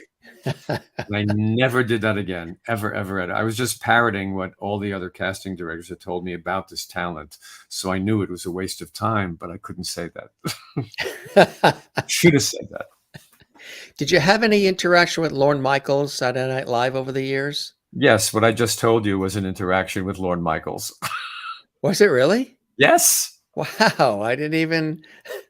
Yes. I had That no was the idea. story. Oh my God. Lorne was high on a guy who I don't remember his name.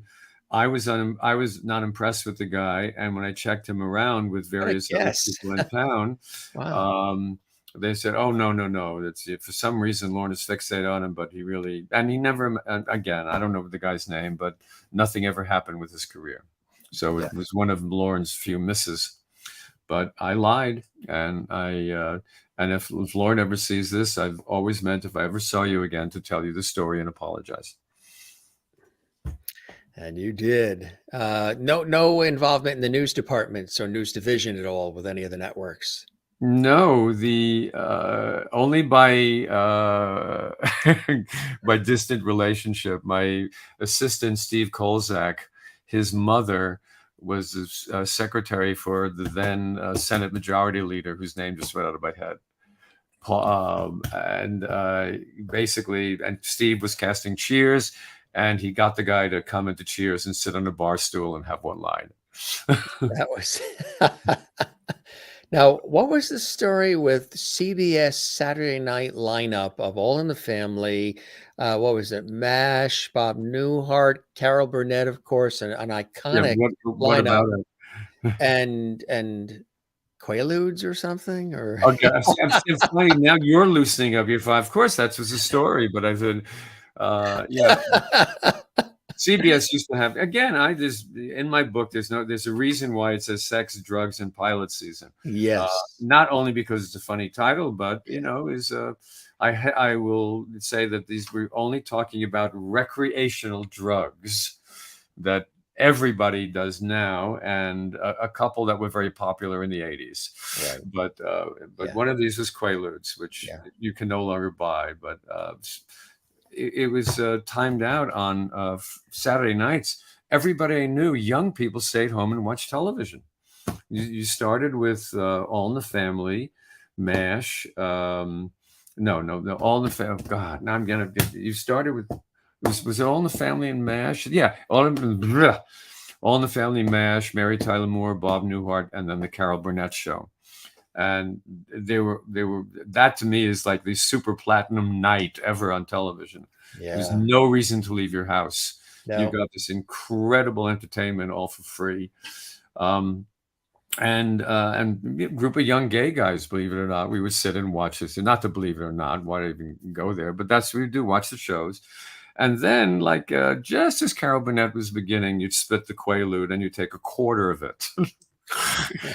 And then you basically parsed it out, or maybe you took it halfway through. But by the time you got to the then popular disco, you were just ready to fit it. you know, you were then ready to switch to alcohol for a little while or two. For the rest of the amazing stories, very open and real and authentic. The artistry of the incomparable Glenn Hansen, who was a great special guest. We'll have him back. He's a phenomenal guy, super talent. And we're talking about Joel Thurm, Sex, Drugs, and Pilot Season, Confessions of a Casting Director, legendary Hollywood casting director, former senior vice president of talent and casting for NBC, worked with ABC, everybody, Paramount, you know it, name it, theater, all of it. You can find out about it right here in this book. This has really been, this is a labor of love for you, isn't it? Did you ever think you were going to write it? Was this something you always wanted to do? No, it was never something I wanted to do, which, again, I got this, wind me up, the stories will go, but it was Joaquin Phoenix who suggested I write the book. Not in those words, but he was listening to his mother and I trading funny stories at NBC when he was 8. So he was around, but he didn't know those stories. And he is laughing and laughing. And he says, man, you got to write this stuff down. And I was at that time that happened at his house. I was having dinner with he and his mother, and I literally went home that night. He lives only 5 minutes away, and I started writing the David Hasselhoff chapter because he planted a seed, and I had no idea about the rest of the book, but I knew I had a funny story in the first 2/3 of my Hasselhoff chapter, and I didn't have to look anything up. I could just blah, blah, blah, blah, type and get the story, because it's the story that I'd been telling verbally. Yeah. So now I just got to take a chance to write it, or parts of it verbally, not all of it. Did you ever have any interaction with George Burns over the years? Nope. There was a time that NBC was considering him to do a pilot of whatever the last movie he did, but they didn't want to take a chance. They thought he would die before the contract was over. He begs to differ. He begs to differ. There he is. and then he lived for like 15 more years. And then he lived for. Here he is with a cigar and his red pocket square. But I had nothing to do with that. I just nothing to do. And he played God in the movie too. Remember? That was it. That's what they wanted to do, a TV series, but they said no. We can't invest it when he's going to die. You can't replace him. What are some of the blessings and joys continued in your life, Joel, that keep you going and keep you connected and creative? I don't know. It's just, I think it's. I've always been inquisitive. I've always marched to my own drum, just always leapt, leapt before looking. Just, I wish I could explain it better than that. I don't. I keep learning new. I could be very happy going to Indianapolis, Indiana for one weekend because I'm just curious what downtown Indianapolis looks like. And so some things could be arcane. I watch Jeopardy every night. I'm good at it, and I even do it like this, so I have a buzzer. You got the buzzer. Because of course that's the whole key to Jeopardy is the buzzer. But it's that's the buzzer, right? That is funny. This was really extraordinary. I really am honored that you stopped by the Jim Masters Show series, Joel. Well, Jim, I'm honored you asked me. So please, thank you very much for having me. The pleasure is all mine. Absolutely. And we have so many mutual friends, it appears, which I think is great. I hope, at some point, whether you're here on the East Coast or I'm on a TV shoot or something out on the West Coast, we get together and break bread, maybe with our friends, what have you. That would be an honor and a pleasure. I really appreciate your candidness, your witted wisdom, your authenticity, and sharing it with us in the way that you did on our show. This was something stellar, and I hope you enjoyed the time with me as much as I absolutely have. Yes, of course I enjoyed the time. Absolutely, and I'm going to take you up on your offer because I'm going to be in New York. I don't know the date, because I'm going to do a book signing at the Drama Bookshop. Fantastic. Awesome. It's like, again, I giggle. I'm 80 years old, writing a book. Well, you did one in January. You did one in LA, right? Well, I did one at Book Soup, and it was so much fun. Yeah, it was fun doing it, but again, it's the idea that I'm really enjoying my third act. That the light you've been shining the light on so many others, and now the light is on you. And it's an interesting feeling, right? When you used to. It's a very good feeling. I call it this wave that I'm riding, as if I could surf. But I tried once. That's it. Yeah, but that's, but thank you. Pleasure is all mine. You be well. We're going to keep the porch light on for you. You are welcome back to our show and our series anytime, Joel, and spread the word about the show like our friend Glenn did, which I really appreciate Glenn doing. And this was really, as a TV person myself and a broadcast guy, really thoroughly enjoyed this conversation, because I know you've done so much more than broadcast, theater and everything else. But Jen Barry in Pennsylvania says, Joel, you are now a Lovety. You're a Lovety on the Jim Masters show. Fine, Isn't that cool? With everything. Oscars, Emmys, Grammys, Tonys, Peabodys, Tellys, Cleos, Grammys. How does it feel to be a Lovety on the Jim Masters show? Most people say that their feet start tingling. Almost as good as when I took second prize at the annual Purim costume show when I went dressed as Queen Esther. See, I think James Gavin, he was a guest on our show. I was wondering if he said he was the one that was levitating when he heard he was a Lovety. Somebody was levitating.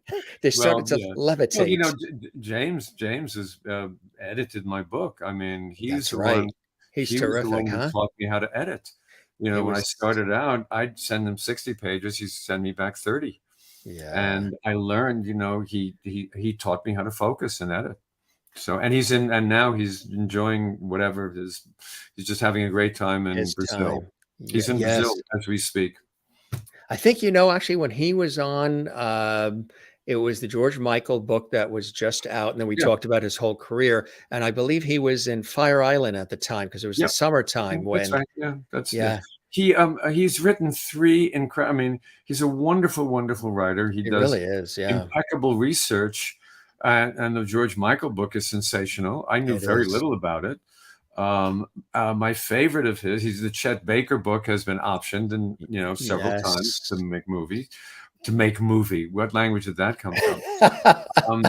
But my favorite is Lena Horne. Yes. That is, I mean, why no one has picked that up? Are you listening? Anybody who can do that? I mean, come on, you have everything in that. You got music, everything with the race. You have the young Lena Horne, the middle and the end. Somebody do it. Yes, somebody get out there and take the bull by the horns and run with it. Tim, he's posted this several times. Jim, will you tell Nicole Scherzinger and everybody from the show Popstar that I am a fan of them for me, please? Posters mean so much to me, and I love listening to the girl music group Eden's Crush. Yep. No, thank you. I think Nicole is extraordinary. And again, her audition, when we were seeing, I don't know how many, we saw thousands of people in 3 different cities. It's the first time I ever did something like that. But first of all, the minute you saw her, remember when I was talking about star quality earlier? I mean, come on, look at that. Yeah. And then who knew she was going to sing? I mean, if you thought she could just barely carry a tune, that's all that would have mattered. But then she has this incredible voice. Yeah. Go to YouTube and watch her singing Don't Cry for Me, Argentina. Next. Unbelievable. Exactly. Unbelievable. Yeah. So many great comments coming in here from everybody. Just really thoroughly enjoying the conversation. Going to go out and get the book. Kathleen, back east in New York City. Thanks for being here, Joel, and take care. Jane watching in Sweden. Thank you, Joel, for all the good TV series and movies you've been involved with, and for being here to tell us your story. Thank you, Jim. Good night, Joel, Jim, and all. Thank you for ABBA. Yes, Jane. Thanks for ABBA and for the Volvos.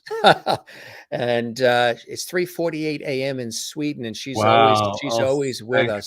Wow. Sherry watching in Kansas. Thank you for coming on the show tonight, Joel. What fantastic stories. So many wonderful shows and movies. You've touched the hearts of so many people here. Tommy Reed. Good night, everyone. I enjoyed myself. Thank you, Mr. Jim Masters, Mr. Joel. Thank you for your time, and good night, all. Good night, Mrs. Calabash, wherever you are, right?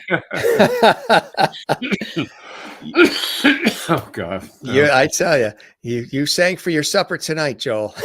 And the resident where I was a little late in logging in earlier was because I had to go pick up my Chinese food, which is now sitting on the stove. Is the it? spare ribs got to go in the oven. Yes, Oh, because I just what? rushed out here for you. But So what did you? Yeah, I got the 2-minute warning too. no, but 2 minutes. He's coming around the block. yes, exactly. Well, that's what I said. I said, relax, I'll be there. I do.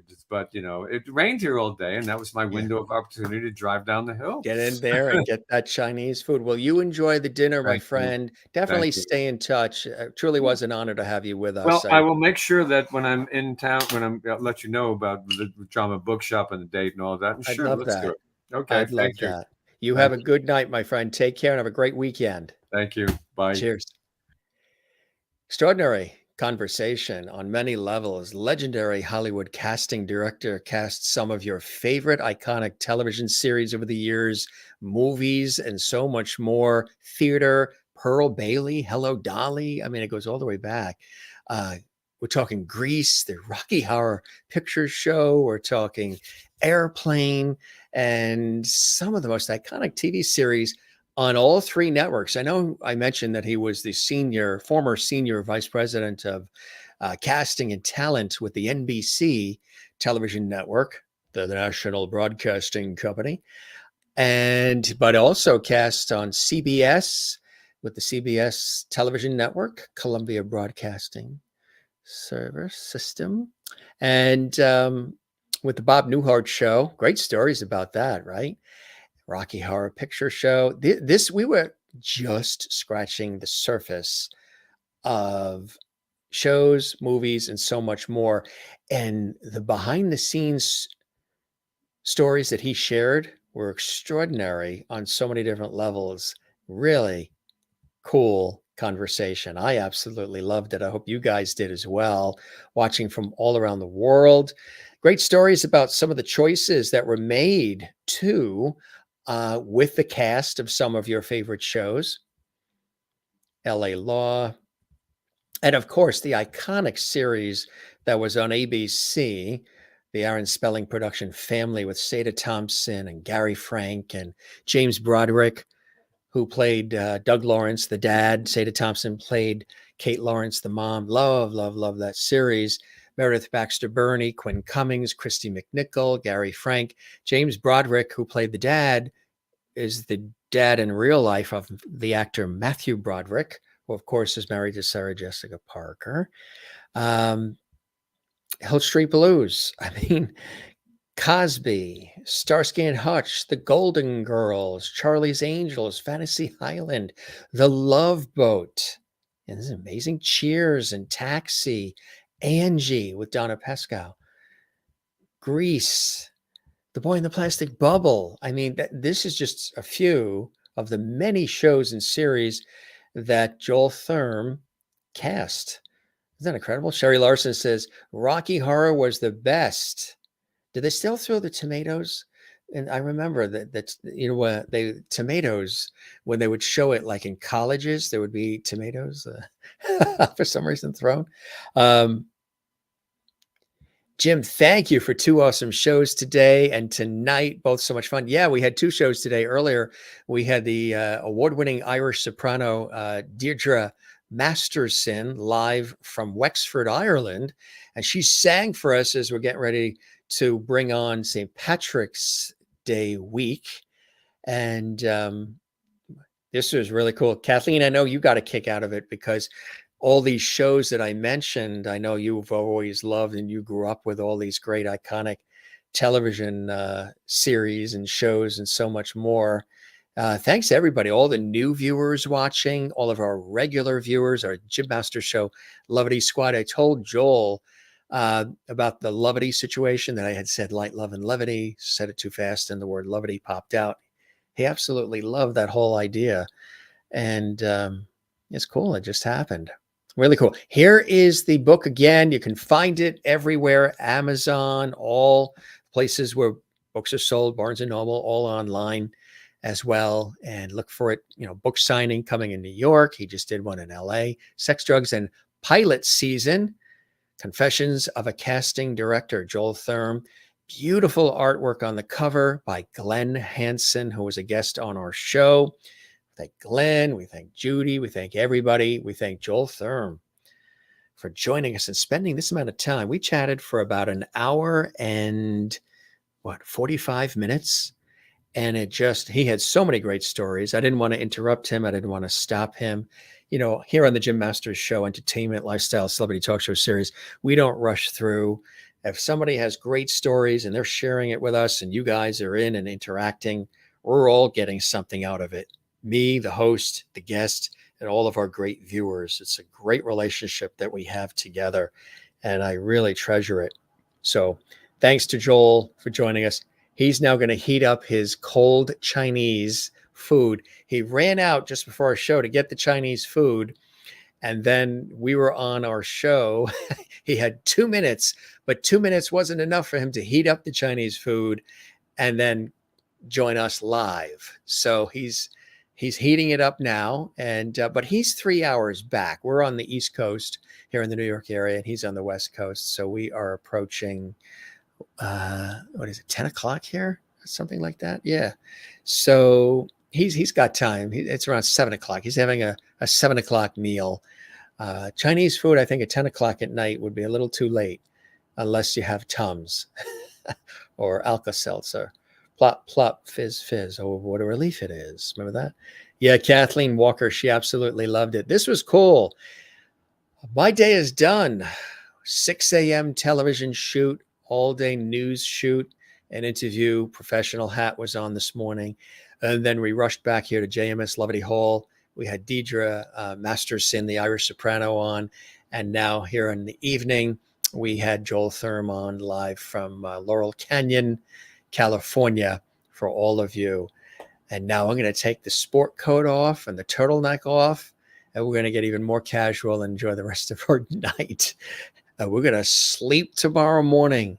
Oh, yeah. And the clocks go ahead. So we're going to lose an hour. Oh, boy. And St. Patrick's Day week is on our doorstep here. We love having you guys here. Wherever you are, whoever you are, wherever you're watching from, live or Memorex, as we say, if you watch these shows archived later on. It's so cool and so great to have you here. Let us know that you watch. Leave a comment on our YouTube channel in the comments section. Give us a thumbs up, like. Subscribe to the YouTube channel. It doesn't cost anything to do that. That's just that red subscribe button. It looks like this. Because we house the entire series on our YouTube channel, Jim Masters TV. So subscribe, and then don't forget to click the thumbs up. That lets us know you enjoyed what we're doing and you're a part of our viewership, and you really appreciate all the episodes. So like, comment, subscribe, share. You can share the link from our YouTube channel. There's a share button onto your social media, and let everybody else know about our series. Don't keep it a secret. One more time, there's the book, Joel Thurm. It's a memoir, and it is riveting. It's a tremendous page turner. I read it twice. Again, I was graciously given an advance copy, dove right in, and the stories, we really just scratched the surface. We didn't want to give the whole book away. We scratched the surface on some of the incredible stories. And he also talks about, what it was like being a casting director and in the whole progression of his career and of his life. And as he has said, he's made sacrifices in his life as well for the industry. I tell you, yeah. He said he's 80. He doesn't look 80 at all. He looks fantastic, and he's got a good heart, and he's very respected and admired and revered in the industry. So it's kind of cool that you get a chance to meet somebody like Joel Thurm, who really has been behind the scenes with some of the most iconic television shows and movies for decades, and theater. And it's kind of cool how we open up behind the scenes for you here and give you an opportunity to appreciate and maybe revel in how things happen, how things are done. That's why I don't call this an interview show. I call it really conversations, like Dick Cavett, Carson, some of the legends, because we sort of go in deep with the poignant conversations, the laughs and everything else. And you can really pick up aspects that maybe you can relate with your own life, or maybe you always just wanted to know, how is that done? How did that happen? Wow, I didn't know she and him and this and that. And with Confessions of a Casting Director and Sex, Drugs, and Pilot Season, you get a lot of meat and potatoes behind the scenes of how it all happened. So it also gives you an appreciation of all the blood, sweat, and tears that goes into making art, making media, making entertainment, and all these shows. So that's my story, and I'm sticking with it, gang, and I really hope you enjoyed it. I thank Joel for his kind comments about our show. Can't wait to connect with him as well, and really cool stuff. You guys are absolutely awesome. All right, we are going to wrap up here. I want to remind you that we have about 900 episodes that we've done just in 3 years. Late April, mid-April is our 3-year mark of the Jim Masters Show live entertainment, lifestyle, celebrity talk show series. And we've done about 900 episodes, which is unbelievable. We've done that many shows and that much content for all of you. You can binge watch them. You can see some of your favorite child stars, comedians, actors, actresses, sports stars, authors, people in health and wellness and science. Also, folks who are in the world of Hollywood and television and music, actors, actresses, singers, musicians, Broadway stars, producers, casting directors, everything. JMS, we really include all of life, not just one category. Of course, I work in television, radio, stage, and film, so I love digging in deep into that area. And I know a lot of you love that area and those conversations we have with those folks. But yeah, if you want to watch people from some of your favorite TV shows and the music industry, and we've had Chef Jacques Pepin, fabulous, legendary, iconic chef from his PBS series, a friend. He was a guest on our show. So we really cover the gamut, kind of like Joel Thurm has with all the different shows and series he's been a part of. That's kind of what we have done here at the Jim Masters Show live series for all of you, and you. Wow, what a great day this has been with all of these terrific guests and terrific viewers watching from around the world. All right, lovely hugs to you, Kathleen and Sherry, and everybody else. George Mallory, great having you here. George, thanks for joining us on the show, and Tommy Reed and everybody else who was with us and commenting. We really appreciate you being here. So that's a wrap. While he's having his Chinese, I might have a light snack myself. If you missed it, did you like the logo that we did when he was with NBC? Really the heyday with all of those great shows. So we showed this in the earlier part. This is the NBC Television Network. You can NBC there, be there. Sort of the intro that I gave him there, sort of bring him back the memories of working with NBC. All right, gang, you are the best. Around here, we don't say goodbye. We say see you later, ciao, cheers, shalom, moilu, hasta la vista. We say cheerio. We say sayonara, shalom, take care, be well, sláinte, and don't forget to love one another, take care of one another, and I know you guys love these wrap-ups that I do. Don't forget to relax. Take care of one another, love one another, and don't forget to take care of you. That's you. Believe me, your host here has to remind himself to do this as much as I tell everybody else to do it. I have to remind myself to relax too, because these industries are very busy. Life is busy. Life is crazy. All right. Many of you still watching. I know parting is such sweet sorrow. So that's why we do not say goodbye. Time to relax. Yes. And we've got so many great guests coming up as well. Don't miss it. We've got iconic people that are joining us. We have Yuko Kudo's joining us. She's an extraordinary, gifted singer, artist, creative producer. She's joining us as well. I want to let you know as well, coming up, Stephen Suskin, American theater critic, historian of musical theater, and author. He's going to be joining us soon here on the Jim Masters Show Live series. And so many other great guests, so many others, so many, can't even mention them all. Just look at our YouTube channel and you can see some of the cool folks that are coming up. All right. We love you all. Take care. Be well. This is Jim Masters. Thanking you for your time this time. Till next time, I'll be right here waiting for you in the host chair. Hope you enjoyed yourself. Let us know. You can find me on all the social media at Jim Masters TV. Like, follow, subscribe, tweet, all the rest. Twitter, Instagram, and Facebook are all at Jim Masters TV. All right. I'm starting to unbutton the sport coat. It's time to go. And we will see you on the next one. Don't forget, if you're not watching live, you're watching this later, you can stay right here and binge watch all the episodes. They're here for your enjoyment. We'll see you later. Jim Masters signing off. Cheers.